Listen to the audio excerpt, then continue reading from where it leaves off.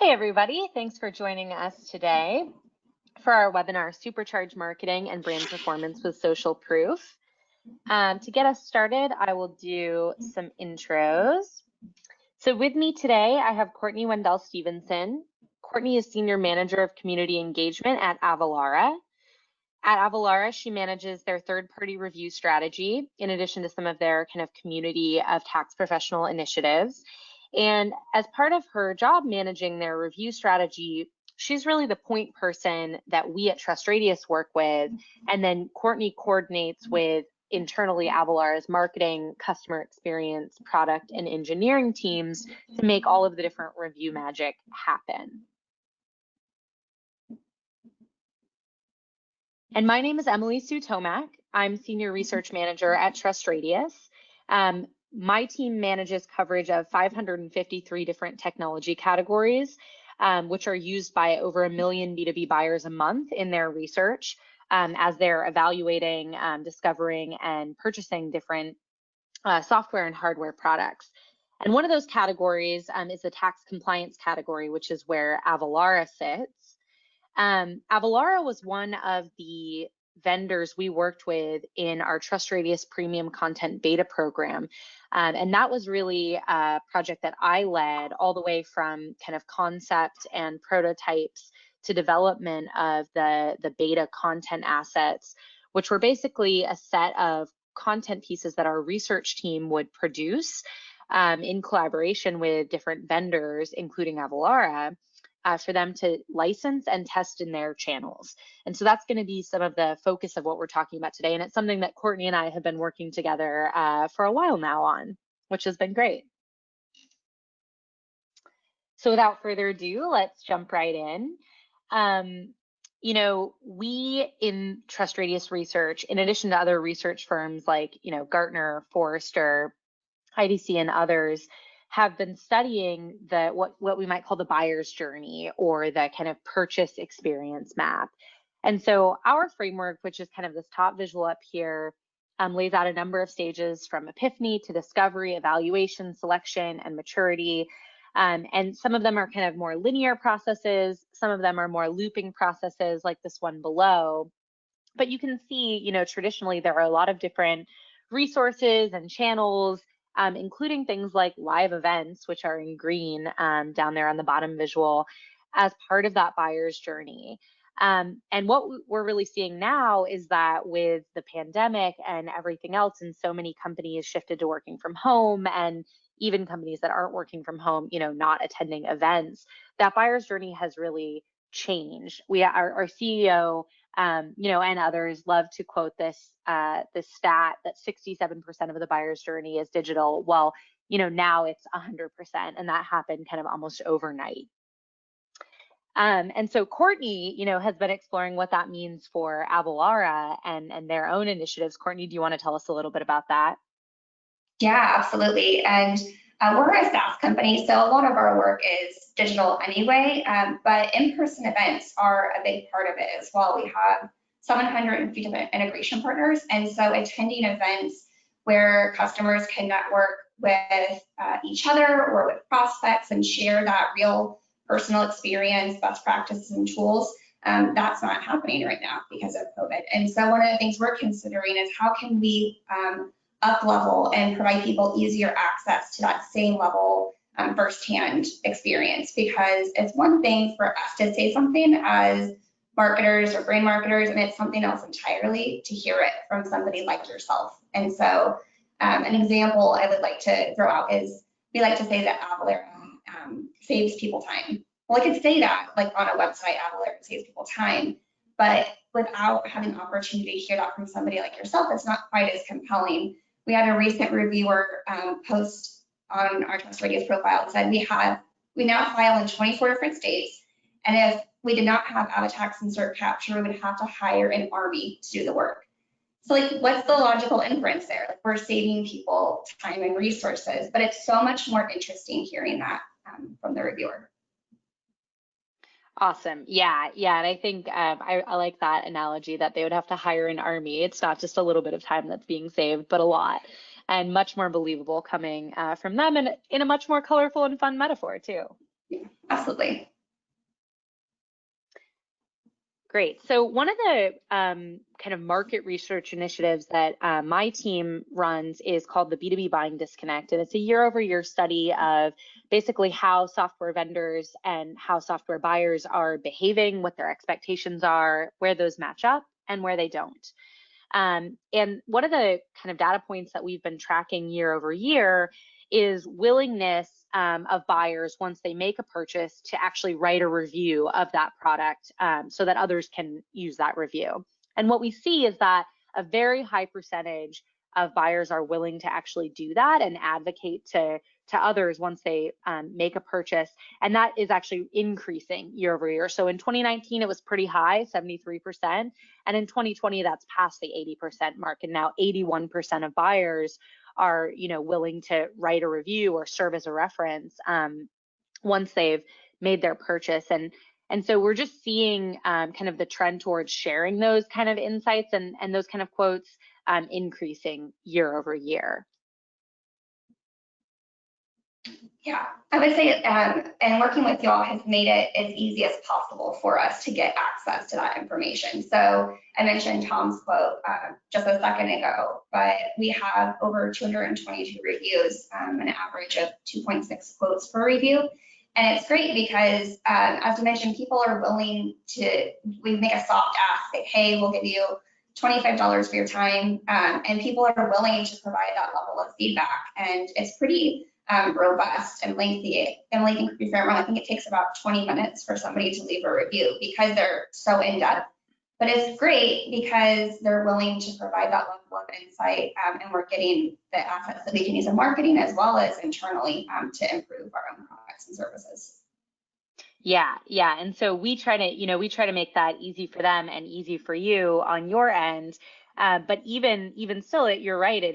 They're providing a lot of detail, so it is a meaningful thing. And the fact that so many of your customers are willing to do that really speaks volumes, I think, about how useful they see these reviews being, and also just the great relationship that you've built with your customers. Yeah, I also like that as a part of that, they can go in and volunteer to be an advocate. So you mentioned people, can leave the reviews, but it makes it easy for them to sign, like, hand raise and say, hey, I'm willing to vouch for you in other ways as well. And they can identify that to the platform. Yeah. And so that's a feature that what Courtney is talking about is a feature in the TrustRadius platform. When someone writes a review, they can opt in for reference programs, and then that is really easy on the back end to see, who's interested in being a reference or participating in other advocacy programs. Yeah, so that's a great point. Cool. Well, as we're talking about, transition to the buyer's journey being fully digital, obviously there are a lot of different digital channels involved in that, everything from social media to review sites and Google, and obviously your own web properties. And so what Courtney's going to talk about today is basically how social proof fits into all of those channels. We'll go through organic social media, advertisement, social and display, Avalara's own landing pages and website, and then presence on third-party review sites. And that's kind of a good little overview of all of the channels that we'll cover. Anything you want to add here, Courtney, before we jump in? Yeah, I think that I just throw out to the consistency between the channels is a big thing for us as well. So, one thing I think about as a marketer is it's one thing for us to say who we are as a brand, but it's something else entirely for other people to say it back to us. And so we know who we are. I'm going to be authentic across all these different platforms. So who we say we are through our website should be consistent with what people would say about us through review platforms or what they hear from us on social. And trying to really build consistency helps to strengthen and amplify those key themes across the board.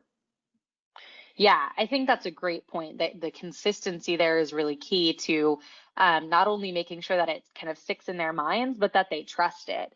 If Absolutely. They're hearing the same thing in organic social conversations as they're seeing on your website and reading on review sites, that really builds a lot of confidence in kind of the strength of your brand. Cool. So let's jump into organic social first. Courtney, do you want to kind of go over some of the organic social strategies that you all use, and in particular, what you were able to do with the licensed content assets that were part of this beta program? Yeah, absolutely. So as we kind of jump into this in the next few slides, they're specific to the premium content offering that we did. And the way that we approached it, starting out, was testing it. Like, hey, like, we have these really great assets and a window of opportunity to use them. Let's just try different things, track, see what we can do, measure performance, and then optimize. And so the organic social cards that we were highlighting here are specifically from Twitter.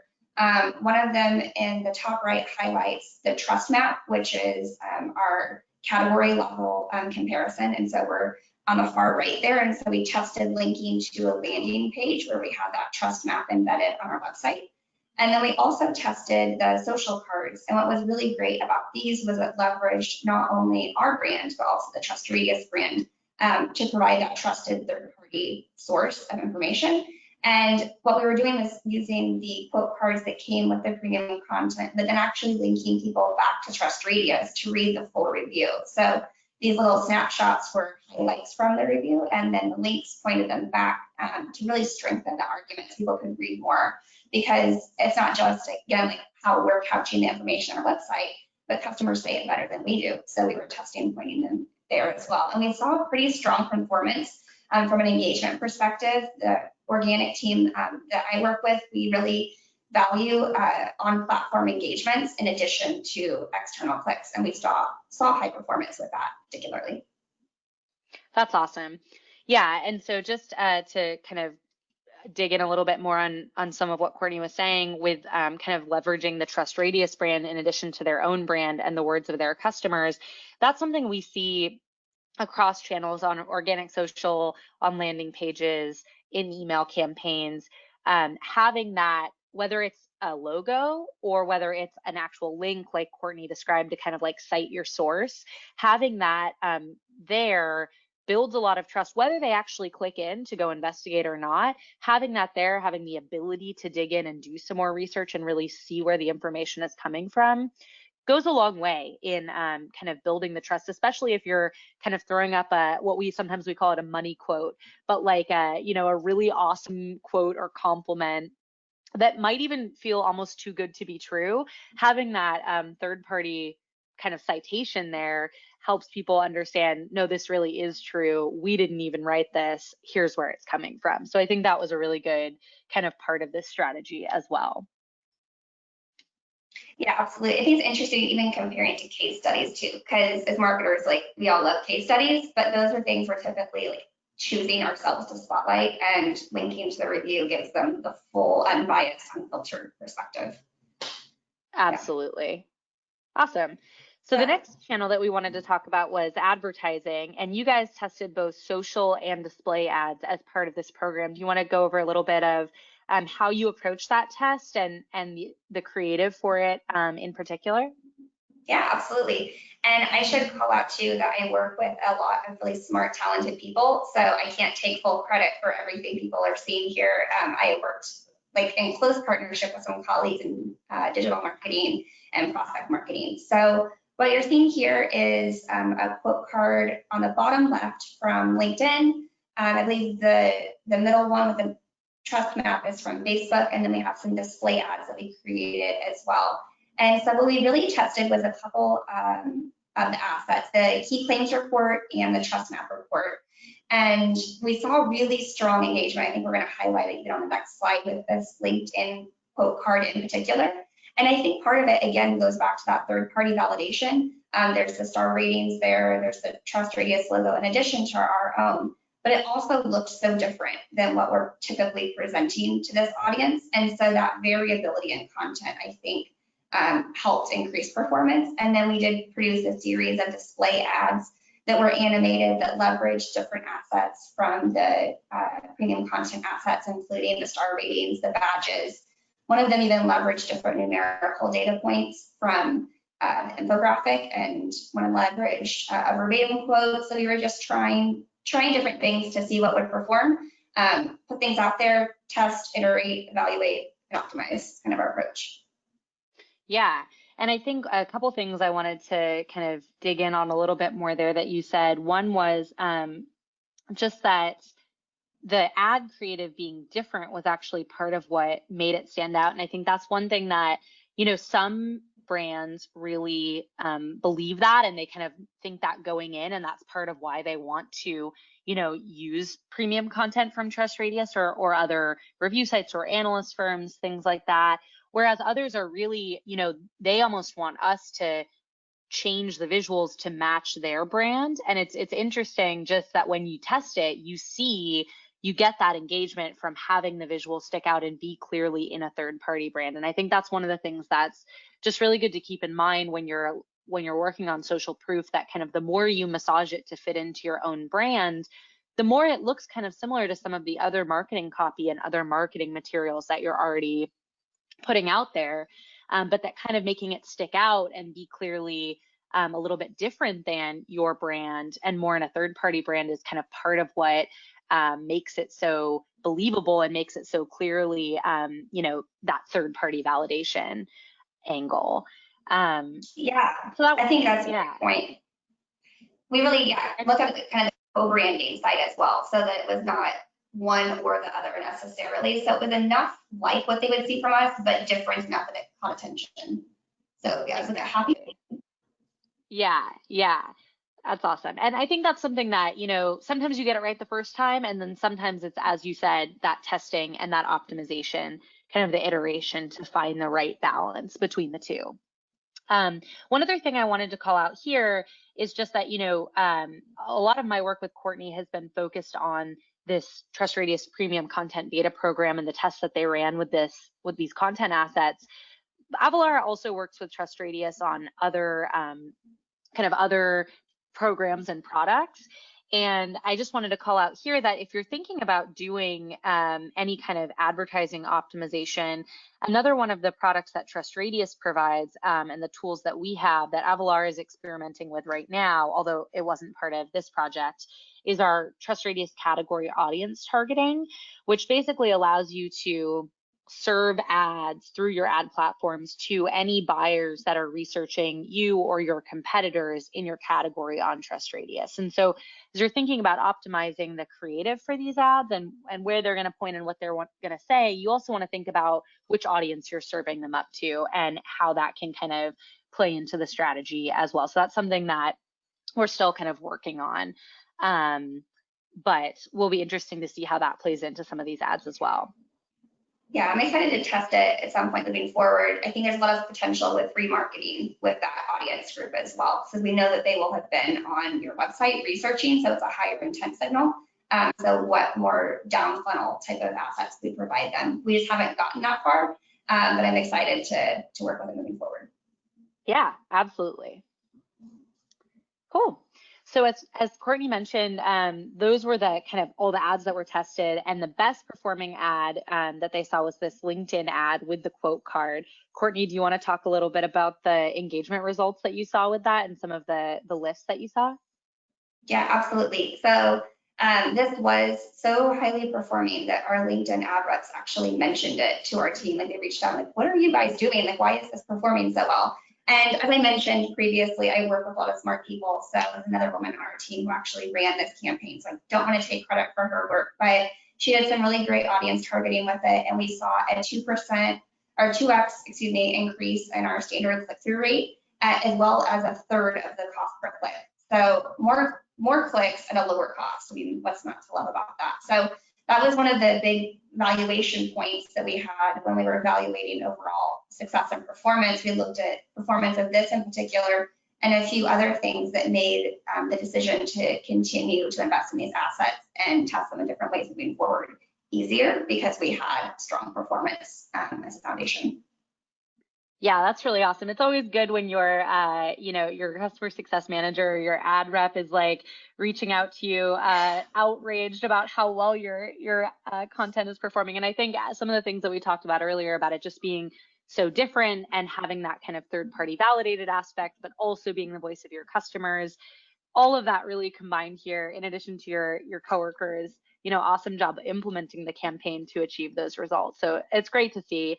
And I just want to give you guys a gold star again for how well you set up the instrumentation for your test so that you were able to really track all of this all the way through the funnel. Because I think that, that's great for us to see the results, but it's also really great for you as you're trying to kind of highlight your successes, to your boss and make the case for continuing with some of these programs as well.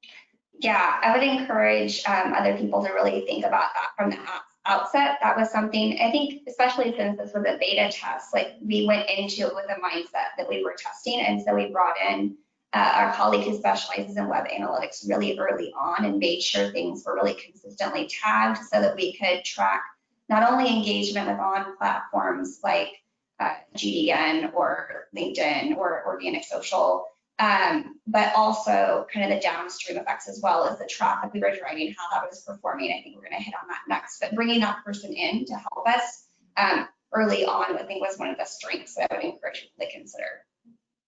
Yeah, absolutely. Absolutely. Great job on that. I know you have a lot of people to coordinate and you did it so well. Thank you. Yeah, these are two of the landing pages. So we got the different premium assets from Emily, Sue, and her team. And what we did was we embedded them, we transitioned them from PDFs to PNGs, and we embedded them on our website. And it was really interesting because I had a hypothesis that people who would be consuming this content would just be at a higher level of trying to learn about Avalara, or maybe even not category aware, not even super familiar with sales tax compliance. So we didn't want to gate them. We didn't want to put any barriers to them from consuming the assets. So we just strictly at that time put them on a landing page. And I highlighted on the right, we saw a 5% engagement rate, which was super interesting to me because of all of the different analytics we started with. We were able to see the actions that people took on page. So we saw people trying to download the asset. We saw them clicking to call us. We saw them clicking on our word mark in the top left, trying to navigate to a form because we didn't have any direct CTA to contact us on the pages. And so again, because we approached it from a testing perspective, we were able to evaluate and say, actually, these people are ready to give us some information. Wonderful. And so now we've optimized the pages further. These screenshots are actually the revamped pages. So there's some contact options at the bottom above the footer, and then also a new navigation bar that includes a get started button at the top right. So again, content isn't gated. If they do just want to consume it and read it, wonderful. But if they are compelled to get more information, it's a lot easier for them to do that now. And we saw a lower, from the display and paid social campaigns pointing to these pages, we did see a lower cost per page view than is our standard benchmark. So again, encouraging. Yeah, that's awesome. And I think it's always so telling. I've worked on some of the redesigns for our own website at TrustRadius and some of that user testing. And it's so encouraging when, when your page is not set up to let them do the action that they really want to do, and they're doing it anyway. They're finding a way to kind of go around the path you set up to get there. It's just such a strong signal that that's really where they want to be and where they're ready to be. And it's such a vote of confidence that they're ready to take that next step. So that is awesome. And I'm really happy to see you guys moving so quickly to start to optimize for that conversion, because I think it's not only more along the lines of what you all ultimately want to drive towards in getting those kind of qualified leads, but also clearly what your buyers are looking to do. And as you set up some of that category audience targeting for, some of the really high intent buyers, I think you'll continue to see kind of that level of intent and readiness to move forward grow. So it's really awesome to see this all coming together and playing out. Yeah. Awesome. So a couple of the, as we were going through a couple of the different tests, you mentioned briefly some of the evaluation criteria you were using. And again, this was something that Courtney was involved in the beta program as we were developing this content, and then Avalara decided as a company to move forward and actually purchase a license to continue using the content for the next year. Do you want to talk a little bit about how you came to that decision, how you built your business case, and what some of the criteria that you would recommend other brand marketers use when they're thinking about whether this content makes sense for them? Yeah, absolutely. So I think I had mentioned earlier that we have over 200 reviews now. So we have invested, I think at least a couple of years trying to build up the volume of feedback that we have on the platform. And so one of the things that my CSM, Morel, and I have been talking about is how can we better leverage it. And so the content package was a really great way to do that.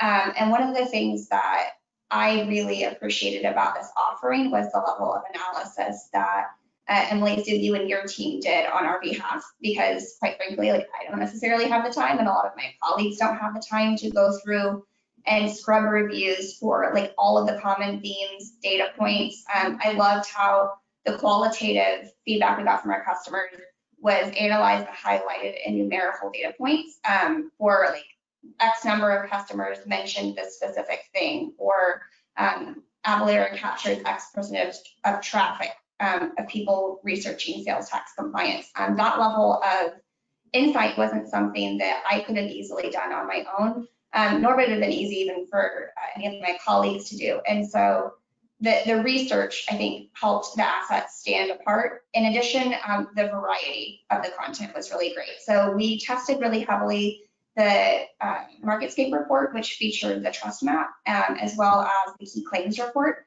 But there are other assets like the infographic, product highlights, customer case study that we haven't really even scratched the surface on. And so as we were evaluating the early performance that we saw with the first two assets, one of the considerations was, okay, like we have a lot of other things that we haven't even fully leveraged yet. This gives us runway to continue to test and evaluate and have a fruitful campaign, not just for 3 months, but for a full year at least. And so the ability to continue to iterate and for the content to not be stale was, I thought, something that stood out as well and helped make the decision. Yeah, absolutely. I think that's really helpful. Just to go through these premium content packages that we've developed, they include a competitive report, which shows where you win against a named competitor of your choice. The market position report, which is the one that includes the trust map, and you saw in some of the earlier social ads.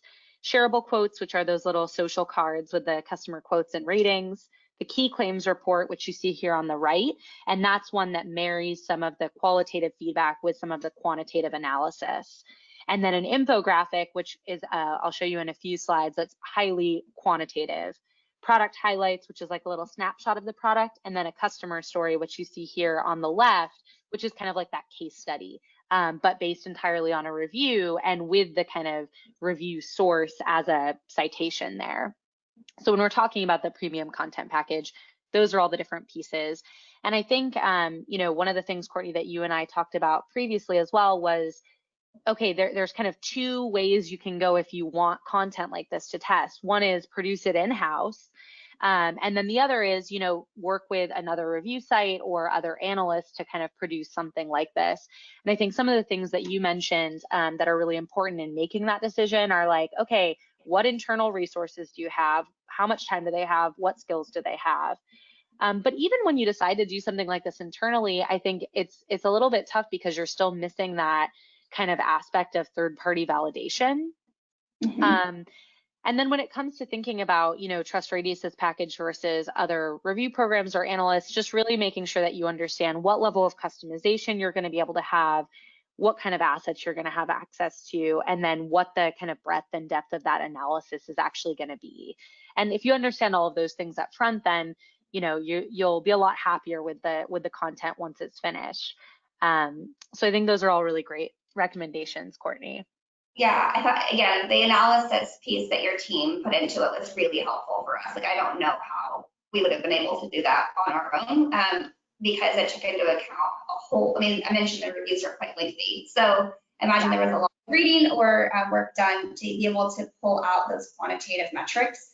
But it's great to be able to highlight that. And again, pair it with the quotes from the customers in their own words. It makes such a more compelling argument when it's coming from an unfiltered customer review than it does from a case study. I mean, I'm a marketer, I love a good case study, but we specifically are polishing them typically, right, to present certain themes. But when it's coming from a verbatim, it's much more authentic, and I think that strengthens the argument. Absolutely. Awesome. So another thing that you guys are doing that is kind of unrelated, you know, it's in addition to the premium content program, is incorporating, and that, you know, obviously you're putting the premium content on some of your landing pages that are attached to these campaigns, but you're also optimizing some of your other landing pages and parts of your website using social proof. And the first way that you're doing that is with the TrustRadius widget, which is like a little terminology that we use for our dynamic syndication tool that pulls quotes in from our site and puts them on your site. So that's one thing you're doing here. And I know that you've got some static quotes, which we'll look at on the next page. But do you want to talk a little bit about why you all are doing this and kind of what the thinking is here and how it helps your brand? Yeah, absolutely. So the Trust Quotes widget is something we've tested on and off over time. We've got it used right now on 2 pages, our Avalara returns product page and our trust page, which I think is actually what this one is, talking about like who Avalara is and why people should trust our brand. We have some really great quotes that support that. One of the things that I like about the widget, again, is it leans on that co-branding. So it's not just us isolating certain things. It's very transparent where the source is coming from and how people get additional information. And so we're testing it on these pages, and I hope to continue to test and iterate on others in the future. But what I've recently learned and really like about using the widget in particular is that there are some analytics that you can get from the TrustRadius vendor portal. And so with this page in particular, I think I looked at a 90-day snapshot, and we saw that of all of the visits to the page, the widget loaded 58% of the time, or was viewed 50% of the time. Let's see how many times it loaded, and then of those, how many times it was seen. And then we saw a pretty healthy engagement rate on the widget itself. So there was 5% of people clicking to interact with it. Interestingly enough, they're mostly clicking on the right arrow. So I think it's because people read left to right, and so they just want to keep scrolling in that direction. But there is some customization that you guys offer, and then we could do through CSS if we wanted to make it visually appear a bit different. But most of the engagement was in the widget itself. People were reading and looking to continue to read the thought bubble quotes. Interestingly enough, as well, they were not clicking out. So all of these provide links back to the full review. And for whatever reason, people weren't really outbound clicking. I understand from Morel RCS, and that's fairly common, that there is like a lower level of outbound clicks. So yeah, like it was interesting enough that people wanted to continue to consume the content. Yeah, and it's interesting that you mentioned that right arrow, which is what will allow them to scroll to see more quotes while staying on this page. We've seen that in some of our tests with other clients as well, that we see high engagement on page, like this element of the page being one of the most kind of engaging parts of the page, and then the most engaging part of this element being that scroll arrow, because people just really want to consume more quotes and more content and hear from more customers. So it's awesome to see that. And again, kudos to you all for keeping on top of the analytics and leveraging the TrustRadius platform analytics in addition to your own. Just in terms of best practices for this kind of page, a couple of things I wanted to mention were, we see this widget perform really well on competitive pages and on demo pages. So pages where you're targeting really specific topics, specific terms that are very important, and then also pages where you're really trying to get not only cement that trust, but also get your buyers to kind of take a next step, because this widget is a really strong trust queue. And even though, people aren't clicking through the links to read the full reviews on TrustRadius, having those links there really helps cement their confidence and get them ready to take the next step. And so on conversion-oriented pages, we see a very high conversion lift for, filling out that form or clicking that button to take the next step.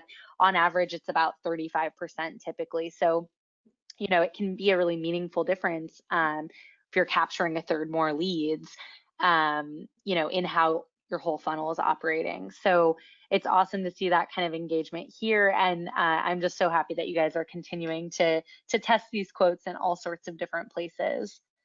Yeah, one thing I was going to mention too is that they are contextually relevant as well. So we have multiple variations of the widget. So it's not just one static widget on one page. Like we tag quotes that are specific to the content of the page so that it's germane to the user who's looking for that additional information. It might be a fairly basic intuitive thing that you would think, but I wanted to point it out that it's not one widget with all the same quotes. They are specific to the content of the page. Yeah, I think that's a really great point, and a huge part of what makes what gets you that performance or that lift. It's not just like a generic, shiny quote about how great you are. It's saying something very specific and very useful about, the context that the buyer's actually in when they're on the page. And I think that's a really kind of important point about this as well. So another place that you are using quotes is kind of in conjunction with your case studies. And I believe, if I'm not mistaken, that these are actually static quotes, so not using the widget, but because you're working with TrustRadius, you have a license to use these quotes. You can also kind of put them into context like your case study page, where maybe, it's a little bit less dynamic, but you still want to have a lot of voices on display there. Yeah, and this page specifically is a connector page. So I mentioned earlier on that a lot of the events, or all of the events for everybody right now, right, are canceled because of the pandemic. And so providing a way for people who are co-customers of ours and a partner to consume content that's firsthand, first party, in a way that they might be able to do at an in-person event but can no longer do. So we're presenting it in a digital format. And so we're testing, just a different variation as opposed to using the widget, using specific on-page quotes. And these are contextually relevant because they're co-customers. They're customers of ours as well as Microsoft Dynamics, which is what this page is about. But trying to, again, elevate that customer voice, that firsthand experience in a way that makes sense in a different way. And so, just testing the on-page format, and the orange names do link back to the full review, again, for that third-party citation. So if a customer wants to read the full review, they can do that.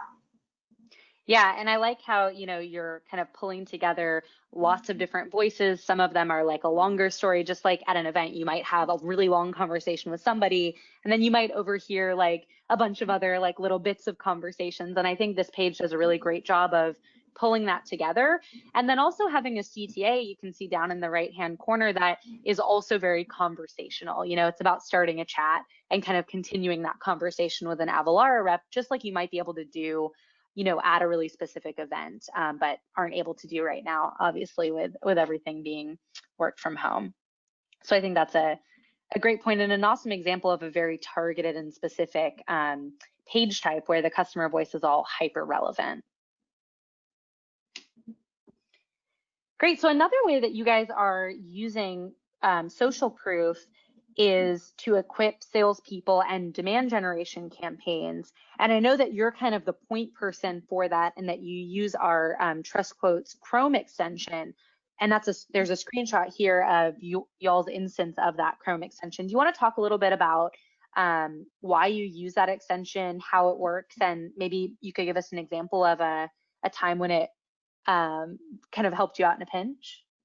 Yes, I am probably the main benefactor of the Chrome extension at the moment, though I'm looking to empower fellow colleagues with it. I sent lots of people the code extension because it's fairly easy. It's just it's a developer extension that you add to your Chrome, and it links right in with your TrustRadius account. And for me, I'm the person that people often come to for a specific customer quote or a review quote about a certain theme or a connector. Hey, do you have a quote about how Avalara saves people time?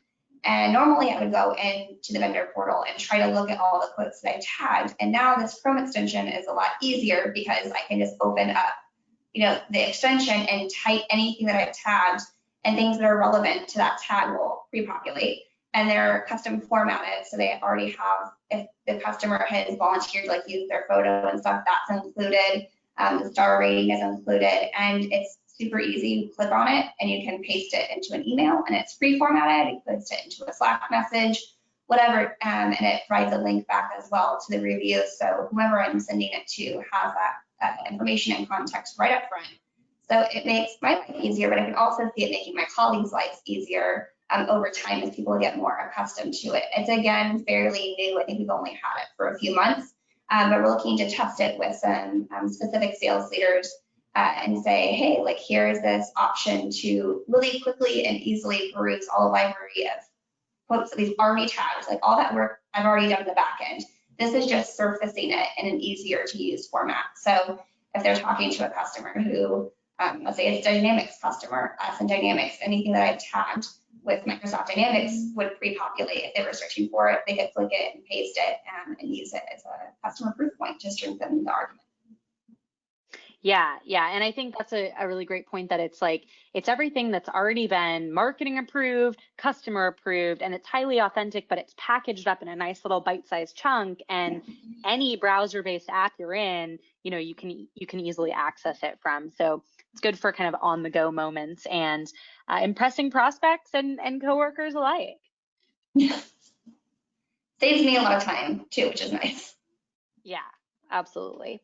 Another thing that Avalara is leveraging is this concept of a CTA, which are these buttons that we place on the TrustRadius site that can point to specific destinations on the vendor's site. So if the buyer is on TrustRadius doing third-party, research, and then they're ready to take the next step, these buttons, these CTAs, make that really easy for them. So and they're customizable. So, they can be a contact button. If it's, if they're ready to get in touch, it could be a demo button. If they're ready to request a demo, or a button to get pricing, if that's kind of the next step for them. But Avalara is leveraging these buttons to point to a contact form. And those buttons appear, across the site in a variety of different contexts. So on the product profile, on comparisons, category pages, etc. And really what they're about is helping buyers get to the next stage of their journey. This is a fairly new thing for Avalara, and already we're starting to see some pretty promising results. So in the TrustRadius analytics, I'm able to see that, we're seeing a 1.5% click-through rate from our site to their form on comparison pages when a buyer is comparing Avalara to a competitor, like say Vertex. So is there anything that you want to add about this, Courtney? I just wanted to kind of call this out because it's a cool thing that I think more vendors could really be taking advantage of, since buyers are encountering the social proof not only on your properties, but also when they're doing their independent research on review sites. Yeah, I think it's just another example of like always looking for ways to test and optimize. So I might be wrong on this, but I don't believe these were always available either. And so when it became available, we went through and said, like, what's the best place to point people? And so the inference is that, hey, they're already on TrustRadius, they're already researching us, they have familiarity, let's just make it really easy for them to contact us. So that's how I landed on that as an option. And then we're also now query string tagging that URL, so we can see when a person comes to our website to get additional information directly from TrustRadius and attribute those leads directly. So we've already gotten, I think it's only been a few weeks since I've added that tagging, but we've already had one MQL. So hoping that those continue to come. Yeah, that's awesome. Great. Okay, so we've gone over a lot of different ways to test social proof, and we wanted to run up an audience poll right now. I think I might need to launch that. Oh no, Adele's got it. Sorry about that. To see where you all are most interested in testing social proof. Courtney's gone over a variety of different spots. Let me get back to the right spot here. So we'll wait a few minutes for some of those answers to come in.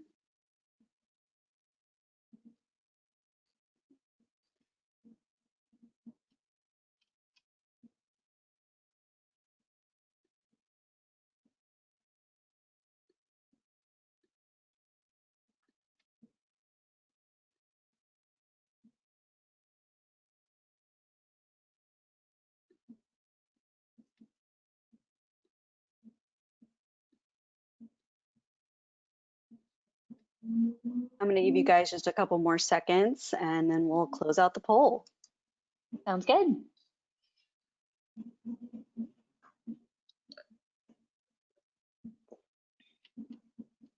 Awesome. Interesting. Okay, so based on what everyone's seen today, Courtney, it looks like you have really convinced them that organic social is the thing to test, and then it looks like a fair number of people also wanting to test paid social and display ads and test some of the social proof and the premium content on landing pages. Yeah, does that surprise you at all?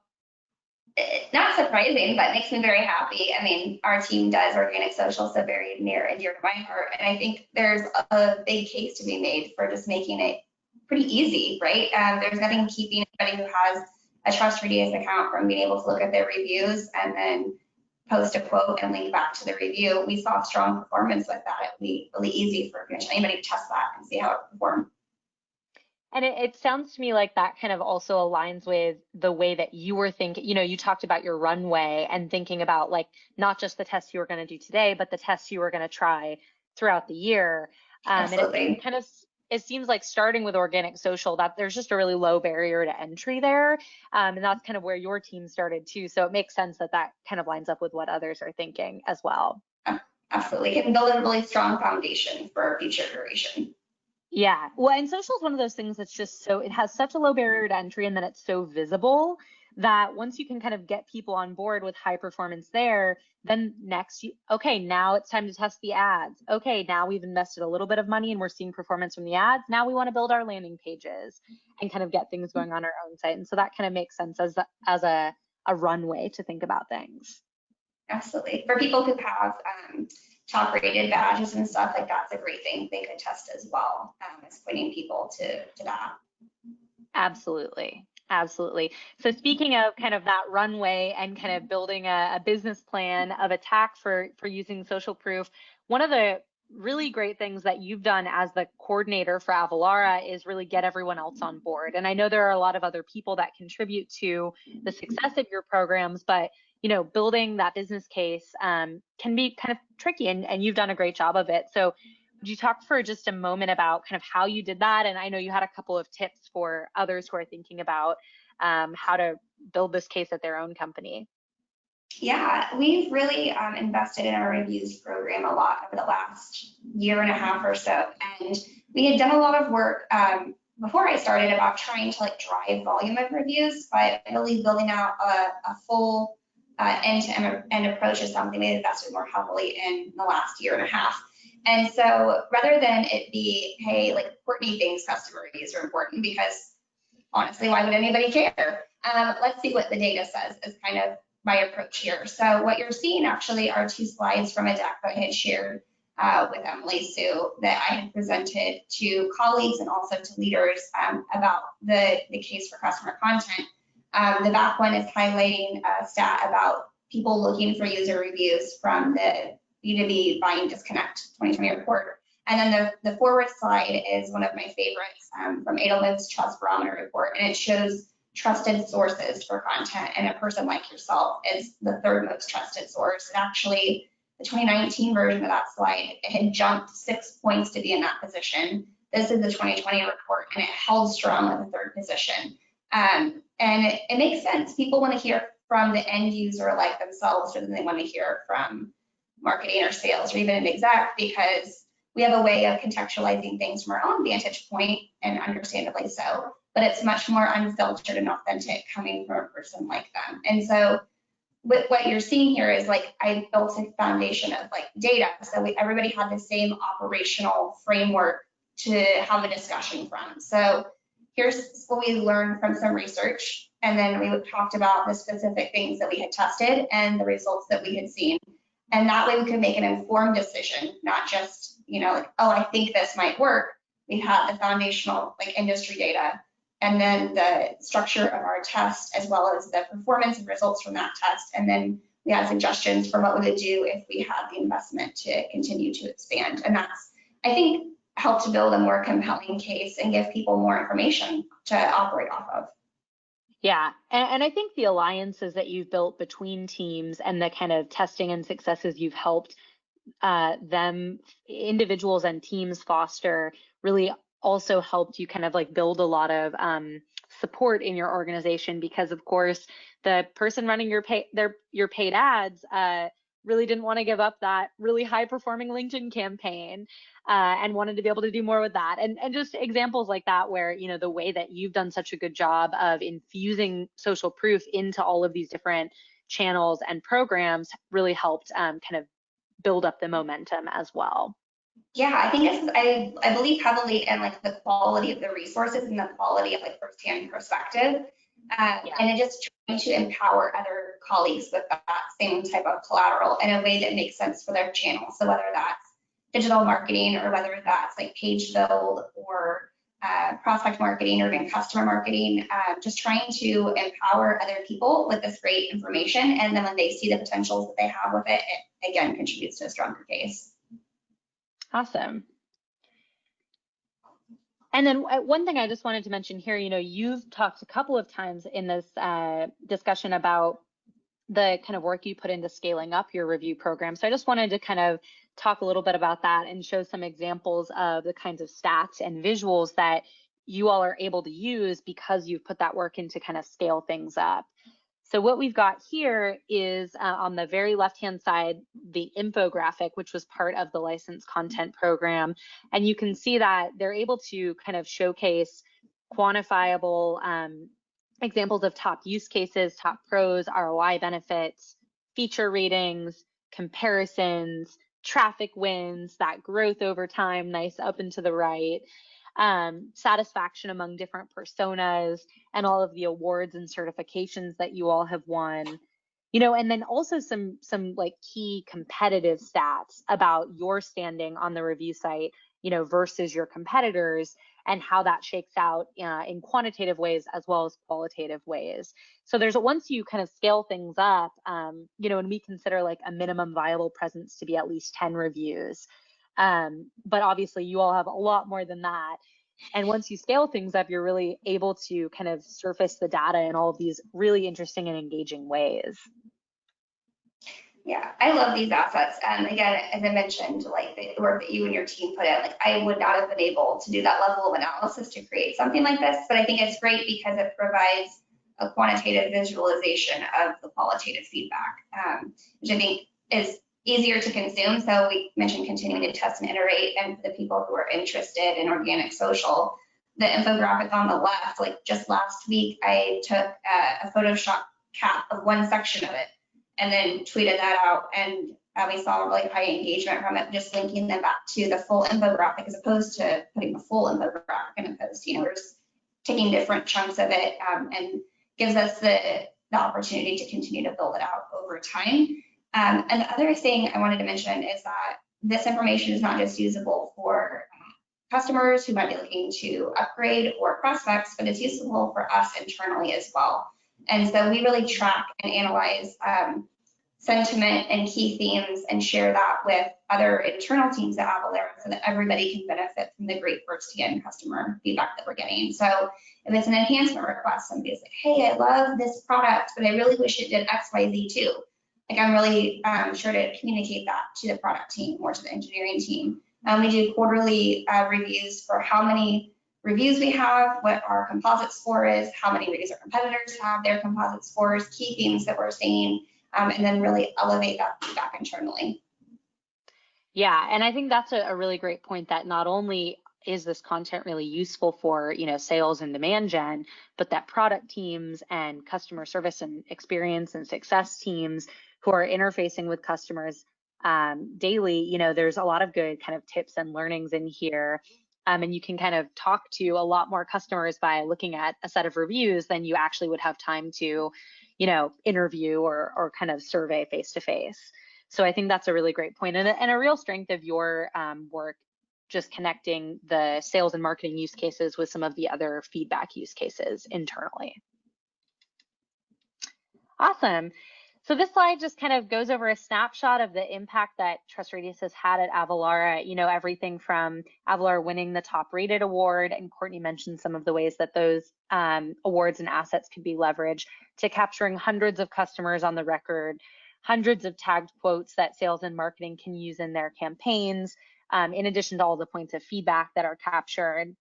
Lots of page views on TrustRadius itself of buyers evaluating Avalara, in addition to all of the ways in which this social proof kind of gets in front of people in Avalara's channels.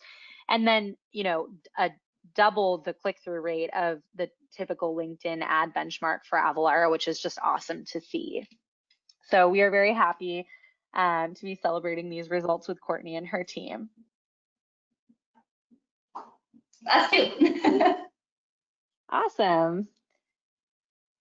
Katie, well, we are now sadly at the end of the webinar. If you have any questions, feel free to use the question box as well as we've got all of our speakers' social information here if you want to reach out to them as well.